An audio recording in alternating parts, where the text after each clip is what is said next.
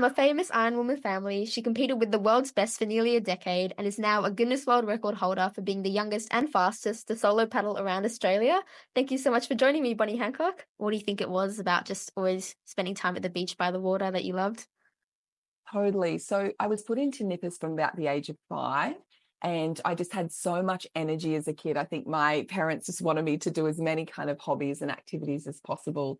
I've got 2 older sisters, and they were starting obviously in the years prior.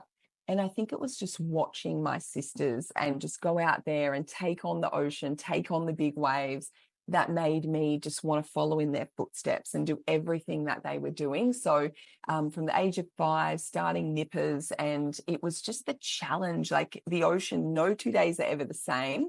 So you never quite know what Mother Nature's going to throw up. And I think that adventure aspect really appealed to me from such a young age. Yeah, and you said you were two older sisters and you kind of were inspired by them, you followed them into nippers, but was there a bit of a rivalry as well when you started to all get a bit older? Oh, definitely. And I mean, I was the younger. I've got still a younger sister as well, but I'm third in line. Yeah. So, I was quite physically small when I was little. So I felt I always had to really try hard to keep up. And I would do things like sit in on their wash. So wash riding is where you tuck in and sit behind their board.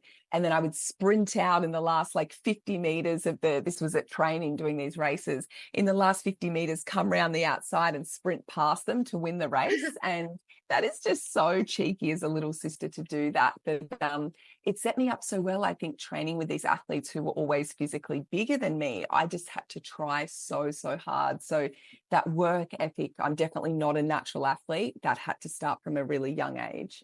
Well, yeah, I imagine they would have definitely inspired you a lot and kind of pushed you to do some of those things. But even like now, it feels like you've taken on some amazing challenges. Like, did you always kind of have the drive to do that, like when you were a kid? Yeah, definitely. I think so. I think there was always something appealing about just taking on, goals and challenges that Yeah. seem a little bit crazy. I competed up with my older sister, so a year older in the basketball team. I started school a year younger, so I was with kids a year older than me. So there was sort of this ongoing theme from such a young age. I mean, starting school at 4, that I was always surrounded by older people who were more coordinated, probably more talented, and a little bit smarter than me too. So I think it's within me to always want to push the boundaries. Maybe that's where it started from that really young age. And that's just stayed with me, just that sense of curiosity, like finding a challenge and going, I wonder if I could do that. Like, is it Yeah. possible to do that? And certainly with the big paddle I did, it was where it started from, was just curiosity. Yeah, and you mentioned that you did play a bit of basketball as well, but were there like any other like sports that you did play when you were littler? Totally. I loved all sports. So definitely athletics was something I loved. I was terrible at high jump. I used to just freak out running into the bar. So more the running events and long jump. I never did too much pool swimming, just swimming in the surf, but touch football, track athletics, certainly swimming, but more in the ocean. We did everything, and our school was really, really supportive of sport. So they sort of made you try volleyball and softball and, just everything. And then probably when I started getting around that 16, 17, I really kind of locked in on the surf life saving. And within surf life saving, essentially, it's 3 different sports in one: swimming, board Yeah. paddling, and ski paddling. So you really are training twice a day. And I was probably doing that from the age of 12, 13. So I did do other sports, but probably when I got to that mid to late teens, I started to specialize a little bit more in surf. So you did actually say before, like in the kind of icebreaker questions, that you knew you wanted to be like a pro Iron Woman when you were older, but when you did kind of start to get to that 16, 17 years of age and you were doing so much training a day and it was kind of just going up to that next level, like what was it like having like all that training and kind of starting to be a professional when you were so young? Yeah, it was really, really tough. I remember in the last year of school doing my HSC and Oh, still training twice a day and just doing these huge exams. And I remember just trying to balance it all and thinking, oh my goodness, I don't know if I can do this, but somehow you just get through. I remember my family was always so supportive, and particularly my mum. My dad definitely with the sport, he would be driving us, he would be helping us.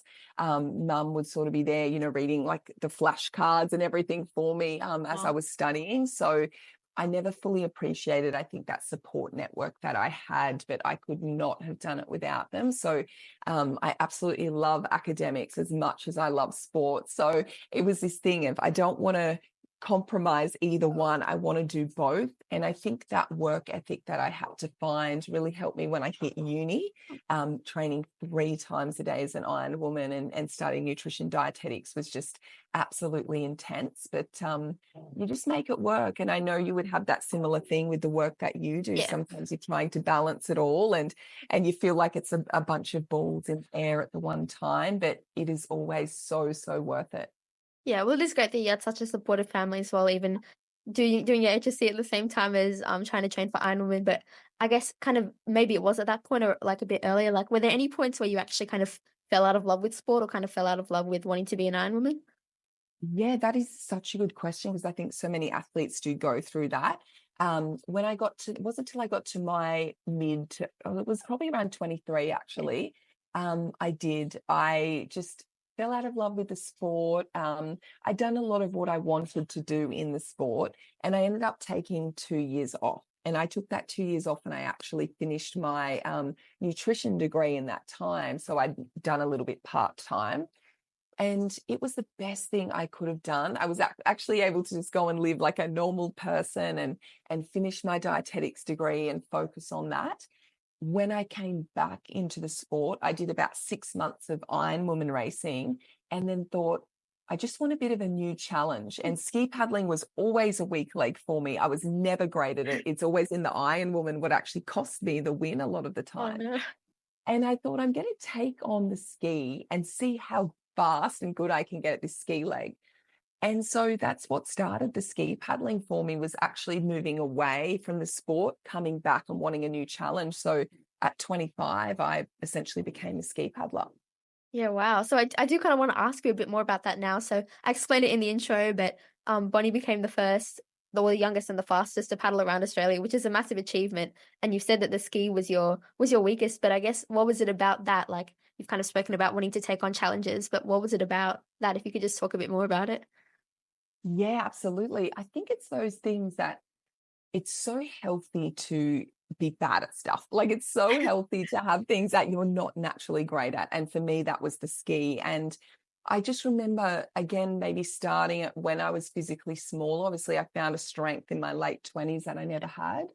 But it was something about this ski leg that I knew there was so much room for improvement. So in the swim and board, I thought, I've kind of probably maxed out here. I'm going as fast as I possibly can. I'm probably as strong. I'm right at the front of the field in those disciplines. The ski leg couldn't make finals. I'm like falling off sometimes. Like again, it would cost me. Like I was a good ski paddler and, probably excellent in terms of general public or whatever. Yeah. But in terms of an Iron Woman, I wasn't great. So it was something about knowing that there was just this so much room for improvement. And Wow. after a year of locking into this ski leg, I had better results than I'd ever had as an Iron Woman. So I actually, in that first year, won the state titles against some of the Olympic kayakers and then went to Aussies and finished on the podium. So all of a sudden, these girls that I'd looked at and gone, I will never, ever be as good as them on the ski. I was actually beating some of them after a year. And it just shows the value of that hard work, and whatever you want to achieve, if you focus on that and you really work on something, you can then become excellent at it, I guess. Well, yeah, it really does show what happens when it was your weakest leg and then it ended up almost becoming your strongest, but like and then it ended up meaning that you went around to paddle around Australia. And I do want to ask because I've been reading the book and you've spoken a bit about how people like doubted that you would even be able to finish or you'd get eaten by a crocodile, things like that, which I thought was pretty insane. But how did you deal with that? And did that also kind of start that doubt maybe when you were a kid? Like Yeah, oh, absolutely. And it sometimes drives you. And I know that, social media, it can definitely, people sort of have access to you. And that was what was really tricky on this paddle, was I was sharing everything on social media. So I was getting both the really positive comments and also a lot of criticism on there, even before I got to the start line, people saying it's physically impossible. I'm going to get eaten by crocodiles.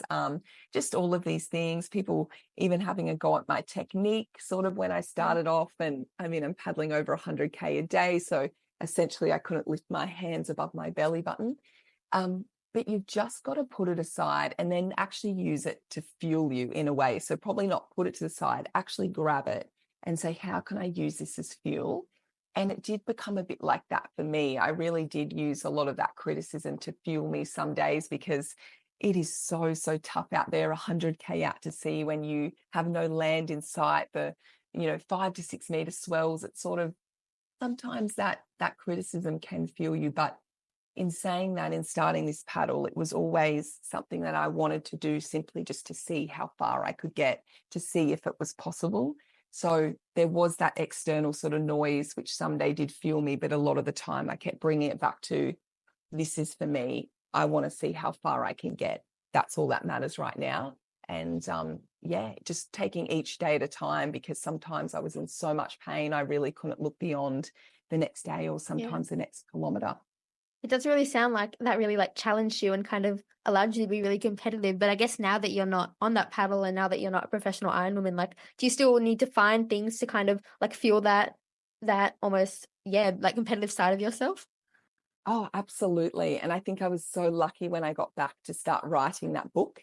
And it allowed me to kind of really channel all of that energy, and while my body was still healing. So when I came back, I couldn't stand up straight. I had a bunch of bulging discs. I couldn't straighten my fingers. So this feels like a party trick that I can do this now, because my fingers were like locked in this position of paddling, almost like arthritis in the joints. So physically, I was an absolute mess. But I opened my laptop up and I just started typing. And for that 5 months, as my body healed, I was able to actually write this book. And in the meantime, we were creating our documentary. So sort of having those projects allowed me to channel all of that competitiveness in a different way. And then I also started coaching the nippers, which allowed me to connect back with the community, and then started doing a little bit of paddling myself. So I think there's those different elements that are really important. It's having something to channel your competitiveness into, being really productive, and also that social connection. So coming back, making sure that I sort of put those pieces back into place, I guess, which was important. And as you sort of alluded to there, when you've been an athlete, you have this competitive streak. It's then finding projects either on the water or off, or on the track or off, to, I guess, stimulate your mind and yourself physically.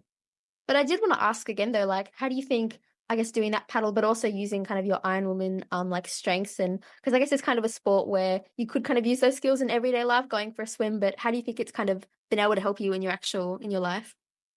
Oh, absolutely. In so many ways. So there's a few lessons that I really learned along the way. And the first one is that gratitude is a really strengthening emotion. So no matter what's going on, if we can find a way to be grateful, kind of strengthens us and allows us to take on challenges in a better frame of mind. The second one is the importance of breaking things down. So sometimes it can be overwhelming to look at a big exam block, or a big race coming up. But if you can just break things down into little portions, that is so, so important. And the other one is having the awesome team in your corner.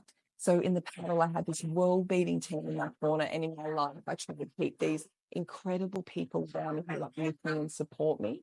So sort of those 3 lessons that I learned from Mother Nature and in the paddle that I try to implement into life now, whatever challenge it is that I'm taking on.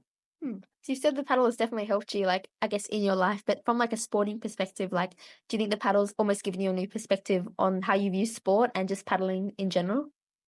Oh, definitely. Yes. It even just the appreciation of being in motion. So as an athlete, we can get into this tunnel vision grind, right? We can just be so focused on our goal, and we can stop and actually, we forget to stop and appreciate just the little wins along the way. So being out there on my ski in a beautiful afternoon as the sun setting, and looking out and going, this is the coolest thing ever. Like, what more would I rather be doing right now? So it sort of allowed me to take that step back and just really soak in those moments. And for me now, I'm a coach, so I don't do as much of the elite competing at the moment. but passing all of the lessons on to the 14, 15-year-olds that I coach. And I coach a lot of females, and at that age, there are so many barriers in sport. There's so many reasons for young girls to drop out of sport, that if I can sort of pass on some of these lessons and get them to appreciate just being in the water, making it their happy place, which it is, and just reminding them that it's great to have goals and chase them and want to get those wins. But if you do have that second, or you off the podium or don't make the final, that's okay too, because we're Yeah. always going to learn something. So it's sort of, for me, being able to now channel that into these young girls who I absolutely love coaching. Well, yeah, and now you're saying that you're getting to teach these lessons to girls that you've learned along the way, and you are retired now, so I wanted to ask you also, like, what you are doing now to stay active, but also what the future holds for you from a sporting perspective. Is sharing your lessons with young girls, like, is that what you wanna do? I definitely want to do a paddle in Antarctica. Wow. I've been having a look lately at some options there, and I've actually started speaking about it too, putting it out there.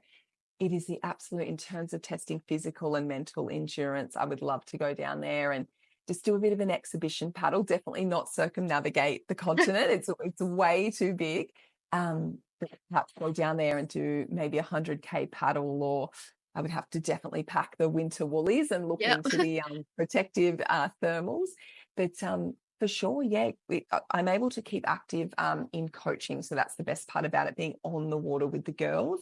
So actually being out there on my ski, on my board, and doing the sessions sometimes with them as well, picking up technique as we go. So for me, I love walking my puppy, doing a bit of gym, but I will always come back to the ocean as my favorite place to train, because it does not feel like training when I'm out there. I might be paddling 10 kilometers and I get to the end and I'm like, that didn't even feel like a session. I Wow. was just loving every bit of it. So yeah, the coaching is just a wonderful, wonderful way to stay on the water and stay active, and yeah, maybe do this training for Antarctica possibly. Yeah, I did wanna come back to this, but I wanted to ask quickly one thing about Antarctica, just, like, what was it about that that appealed to you? It sounds like you are still trying to find those challenges, and that's a good one. Yeah. Yeah, absolutely. I think that's it. Hey, like, as humans, it's natural to want to look to the next challenge and kind of chase whatever that next thing is. And I think Antarctica, it started striking my imagination maybe about a year ago. And I literally was just looking at the globe of the world, which I did before I did my big paddle. And I was looking at Antarctica. I was like, it is absolutely huge. I started doing some research, and it's like nowhere else on earth. And, it should pretty much be physically impossible to paddle down there with the climate. But I thought, no one's ever paddled an ocean ski down there. No one had ever crossed the Great Australian Bight before I did it. And I'm like, well, just because people say it couldn't be done doesn't mean it can't be. It just means no one's done it yet. So I think getting down there and just exploring that territory, sharing it with others, and you learn so much about yourself in those environments. That's what I think is appealing to me about these huge challenges, is putting yourself that far outside the comfort zone. You are going to learn so much about yourself. That's what I found on the big paddle. It wasn't the day of calm bays and white sandy beaches that I learned something. It was the days of huge swells, shark sightings and Yeah. crocodiles where I had to lift, and that's where I would have to dig within and learn. Well, good luck with that. If you do wanna, go on that adventure, it does sound pretty amazing. Just what has sport been able to teach you in general, just throughout your career? Like, what has it been able to teach you and give you? Awesome. Yeah, totally. I love that question. I'm writing a book at the moment on the history of women in life saving, and I love asking that question. It's given me so, so much. I mean, it's hard to know where to even start or to imagine where my life would be without sport. Um, from the age of 5, I was kind of forced outside my comfort zone in nippers in the best way possible. And I think just that taking on the huge surf and those lessons that you learn in pushing your boundaries, that carries on into your life. So even in writing this book, making the doco, that was so far outside my comfort zone. And I'm like, it's been within me since the age of 5 to want to push myself. It's also given me this incredible community of people. And we know that social connection is so important for our health, our mental and physical health. And from the age of 14, I started patrolling. So I started speaking to people of all ages at the beach. I started helping people. We were involved in rescues, and just how that crosses into your life to want to give back as well. So now I'm doing that with the coaching element. So all of these lessons that sport teaches you, it sort of leads you down this path of where you want to give back, you want to push yourself, and you want to do some good in the world. And I think Surf Life Saving is such a unique organization in that way, because there's no other sport where you've actually got to give back 25 hours of community service each year. Yeah. So 25 hours of community service each year is what you've got to give back. So it kind of forces that that volunteering aspect. So I sort of tell the kids to really embrace that and encourage them to find that passion for volunteering, because you get so much. So there's the competitive aspect and also this beautiful community element within Surf Life Saving. Well, that's amazing. And that does bring me to the last thing I wanted to ask you, which is why has it been important for you to stay in sport even after you've finished competing? Totally, because it continues to give back to me. So working with these young girls, it fills me up in a way that's hard to describe. It's every time I get off the water, I feel so much better than when I got on it. It really is my happy place. So for me, that's what it's all about. It's for me, it's the connection with the ocean. And I've tried a whole bunch of other sports over the years. When I had those 2 years off, I tried a bunch of different things, and I never found anything for me that filled me up in the way it does when I spend time on the ocean. So yeah, it's because it's my happy place, and I just feel so much better for being out there. Wow. Well, it was so amazing to get to chat to you, Bonnie, and to get to hear all of your stories and just all of the pieces of wisdom you have. So thank you so much for this chat. Thank you so much, Abby. Such a pleasure. Thanks for reading the book too.